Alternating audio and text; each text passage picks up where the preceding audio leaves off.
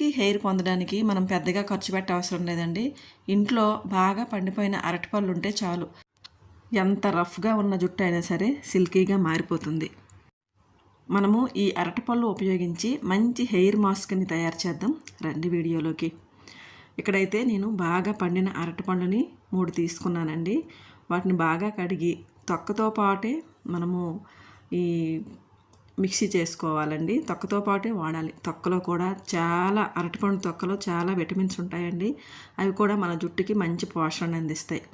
ఇలా ఒకసారి ఇలా మిక్సీ చేసుకున్న తర్వాత బాగా బ్లెండ్ అయిపోతాయి అన్నమాట అవన్నీ.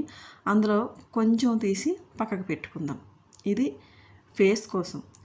ఫేస్ కోసం ఇంకా ఇందులో కొన్ని కలపాలి, అది మీకు చెప్తాను. ముందైతే హెయిర్ మాస్క్ వచ్చేద్దాం. ఇప్పుడు ఇందులో ఈ అరటిపండు పేస్ట్లో మనం కొంచెం అవిసె గింజలు కూడా వేసుకోవాలి. అవిసె గింజలు జుట్టుకి చాలా మృదుత్వాన్ని ఇస్తాయండి.